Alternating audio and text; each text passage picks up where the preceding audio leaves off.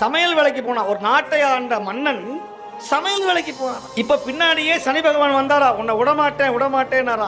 7.5 வருஷம் கடைசியா பார்த்தா காரைக்கால் பக்கத்துல தர்ப காடு. இந்த தர்ப காட்டுக்குள்ள ஒரு சிவலிங்கம் இருந்தது. அந்த சிவலிங்கத்தை பார்த்தா, ஐயோ இனிமே அடுத்த கோயிலுக்கு போக முடியாது, இந்த சனி பகவான் என்ன துரத்துக்கிட்டே வராரே அப்படின்னு உள்ள போய் சிவலிங்கத்தை கட்டி பிடிச்சு அழுதானா. எல்லா கோயிலுக்குள்ளேயும் உள்ள போன சனி பகவான் இந்த கோயில்ல மட்டும் வாசல்லையே அஞ்சி நடுங்கி நின்றாராம். நல சக்கரவர்த்தியே பயப்படாத, இந்த தர்பாரண்யம் என்கிற இந்த திருநள்ளாறுல யார் தரிசனம் செய்கிறார்களோ, யார் வணங்குகிறார்களோ, யார் உன்னுடைய புராணத்தை சொல்லுகிறார்களோ அவர்களை நான் ஒண்ணுமே செய்ய மாட்டேன் அப்படின்னு சத்தியம் பண்ணி திருநள்ளாறு கோயில் வாசல்ல சிவபெருமானை வழிபட்டு நின்றாராம் சனி பகவான் சனைச்சரன். அதனாலதான் திருநள்ளாறுக்கு எல்லாரும் போறோம். அங்க போக முடியாதவங்க கொல்லிக்காடு போகலாம், கொல்லிக்காடு. அங்க போக முடியாதவங்க குச்சனூர் போகலாம். இப்படி நிறைய சனி பகவானுடைய அனுகிரகம் பெறணும்னா திருநள்ளாறு போகணும்.